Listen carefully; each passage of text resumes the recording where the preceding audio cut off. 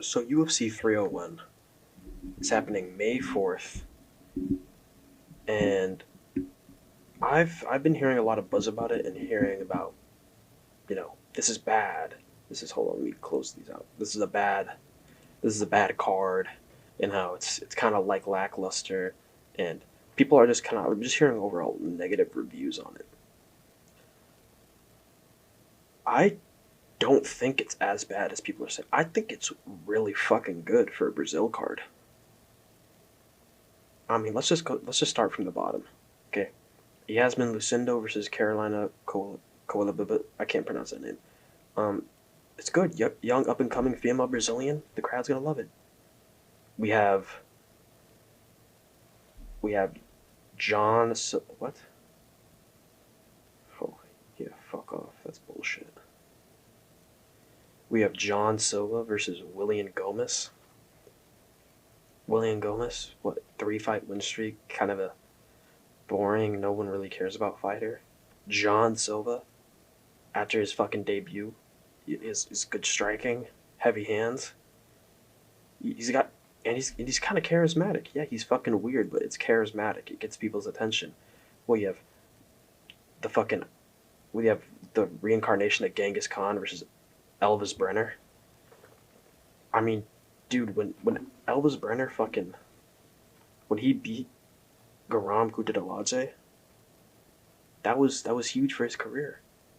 And now he's getting a popular guy like Miktabek, or not popular, but I mean, Kyrgyzstan has the look. He wears the funny hat. He has the style. And Elvis Brenner has beat two guys like that. Zubaira Tukagov, which he arguably lost, but he also fought Garam Kutadalaze, who went who beat Mateus Gamrot, and who went to a split decision with what Damir Ismagulov. I mean, Elvis Brenner has fought some tough guys. What, he slept Kanon Khrushchevsky, and yeah, Khrushchevsky stepped in on short notice, but Khrushchevsky was like 15-1, and he slept him. I think this is a banger of a matchup. Yo Anderson Brito versus Jack Shore. Yo Anderson Brito, fucking beast, menace. Jack Shore, probably should have stayed at bantamweight, but it's a good fight. 16-3. This is a good fight for Yo Anderson Brito. He wins this fight, top 15 automatically. There's no other way he can go. He has to get a top 15 opponent. I don't really care about this fight all that much. Alessandro Costa, Kevin Borjas. It's a good, fun fight. Kevin Borjas had a good fucking fight against, what's his face? Joshua Van. I don't know how I forgot his name. I'm such a big Joshua Van fan. Alessandro Costa, he was able to land. He was able to take he was able to take Steve Urseg, the main event. He was able to take him to decision and take a round off of him. Costa was able to, he wobbled him. He wobbled, he wobbled Ursig. And Borjas was able to drop Van. So it's a fun matchup. Two really, I think, good, fast twitch flyweights that I think could put on a banger of performance. Joaquim Silva versus Drakkar Klose. Drakkar Klose coming off a fucking slam in UFC Fight Night Austin. Joaquim Silva coming off a win over Clay Guida in the same card. Michel Pereira taking a 1 month turnaround to fight Makhmud Murdov. Great fight. Great fun fight. Makhmud Murdov, not the greatest. Look at his record, 4-2. Michel Pereira, really good. And I think after this, they gotta give him a top 15 opponent or put him at top 15 if he wins this. Because he smoked Andre Petrovsky. He smoked, what's his face? Oh, am I forgetting his name? Mikhail Lajicic. He smoked those two at middleweight. I mean, the guy's smoking people at middleweight, and these aren't like some bottom of the barrel middleweights. These are good middleweights. And then we have people don't like this matchup. Vitor Petrino, Anthony Smith. That's a fun matchup. That's a good matchup. Caio Barraio, Paul Craig. That's a good matchup. Caio Barraio could probably beat him on the feet and beat him on the ground. It'd be good. it'd be good to see if he can handle that level of competition like Paul Craig, and see how he can do with the jiu-jitsu of Paul Craig. It's a fun, good fight. Sorry if I'm quiet right now. It's really late at night, and I just wanted to get this out of the way because I feel like I need to talk about it. Jose Aldo and Jonathan Martinez? Fucking awesome matchup. Good return fight for Aldo. Winnable for both. Good competitive fight. Could go either way. It'd be great to see Jose Aldo win in Rio de Janeiro, but it'd also be great to see Jonathan Martinez, work his way up in the bantamweight rankings. He's riding a 5-fight win streak. I think it's a great fight for both. Then we have Pantoja Urseg. Great fight. That's a phenomenal fight. And yeah, here's the thing. It is a good competitive fight. Urseg, yes, he does not deserve it. But people are acting like this card is completely done yet. I mean, dude, we're hearing rumors of maybe something like Josh Emmett and Edson Barbosa. That would be a great addition to this card. You know what else there's been rumors of? You know what Paulo Costa's confirming? Paulo Costa confirms he has a fight. Paulo Costa has confirmed that there is a fight. And there's been rumors of this. There has been rumors of Costa and Cannonier on 301. That's a great fight. That's a great addition to this card. This card is stacked. Alright, this card is a stacked fucking card. 1, 2, 3, 4, 5, 6, 7, 8, 9, 10, 11. 12 banger matchups already. Oh, I could have just looked up here. 12 banger matchups already, and then we're getting Costa Cannonier. And it's not even done yet. There's like 3 more fights they could make. There's like 3 more fights they could make. And if I had to choose, I'd put like, who would I put? What, I put Edson Barbosa, this new guy, Vinicius Oliveira. I'd put Vinicius Oliveira. I'd put Johnny Walker and Gabriel Bonfim. And I'd put both of the Bonfim brothers. I'd put both Gabriel and Ismael Bonfim on the cards.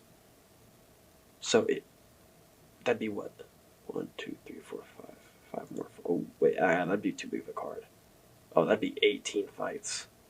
Yeah, they couldn't do all of that. But even if we just get some of those, so we already got Costa Cannonier. Awesome fight. Fucking banger. I'm leaning towards Costa. What is this? Oh, that was in 2021. Oof. But yeah, they got. This is rumored. Oh, I can't. I'm not looking in. Fuck that. Costa has a fight. Rumors of Cannonier. On this card, let's say they just get Barbosa and Vinicius Oliveira. 15 fights on this card. They'd have multiple legends on the card. Multiple fucking Brazilian. They'd have multiple Brazilian legends. They'd have Edson Barbosa and Jose Aldo. They'd have their Brazilian champion with Vinicius Oliveira, guys like Barraio, Petrino, Pereira, Silva, Costa, Brito, Brenner, Silva again, Lucindo. They'd have all their Brazilian up-and-comers going.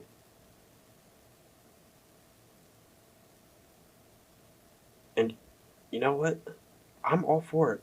Here's the fucking thing, though. Why do the Brazilians get their stacked-ass cards, but you guys disrespect the Canadians? The Brazilians are probably...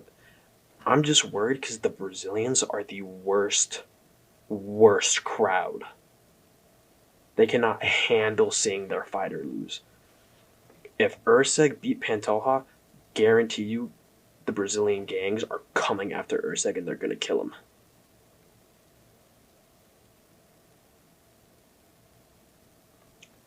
But this is a great card. I mean, the matchups they made, I think they're trying to make matchups that the Brazilians all win. Like this main card. Let's say this is the main card: Pereira, Petrino, Berraio, Aldo, and Pantoja. It's all fights that it's all fights that the Brazilians can win and might be favored to win, except Jonathan Martinez. They're probably going to be the underdog. They're probably going to be the favorite. Jonathan Martinez is probably going to be the favorite. But I think they're trying to set these Brazilian fighters up with some good fights that their fighters are going to win. Brenner Orobaj, it's a completely winnable matchup.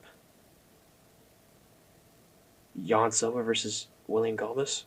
I think Jan Silva's going to do horrible, horrible things to this man.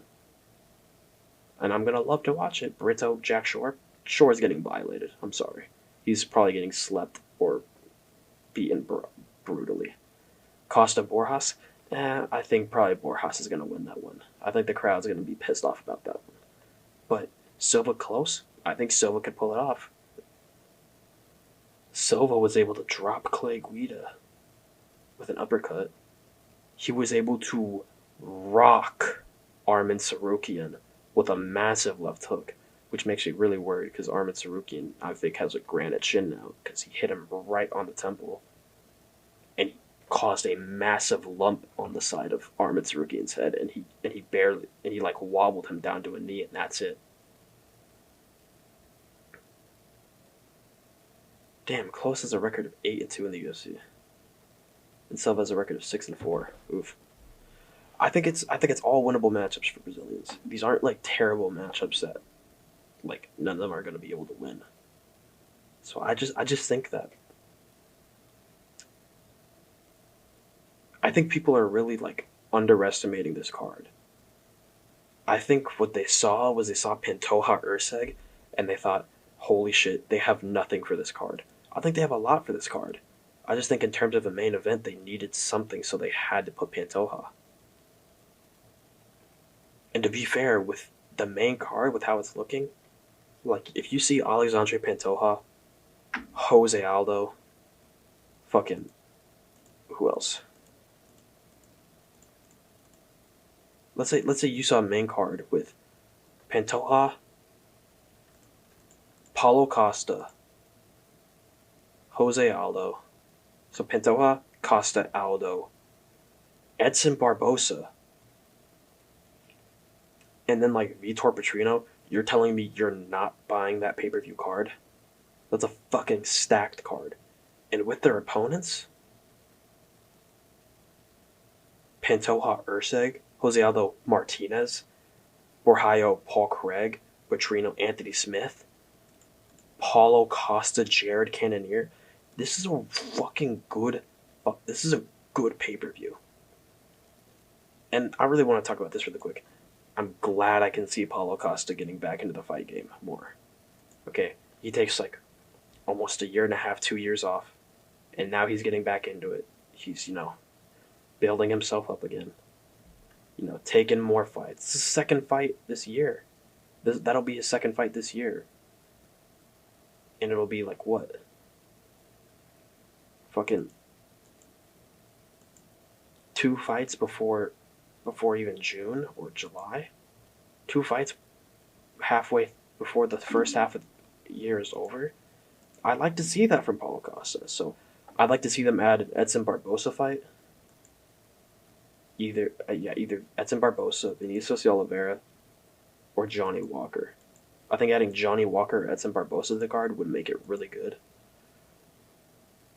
I just think it's a really good card. I think it's an incredible card, and I think people are heavily underrating it. But tell me what you guys think down below, what you guys' opinion on the card is, and, give me your thoughts on what should be added next. That's about it. See ya.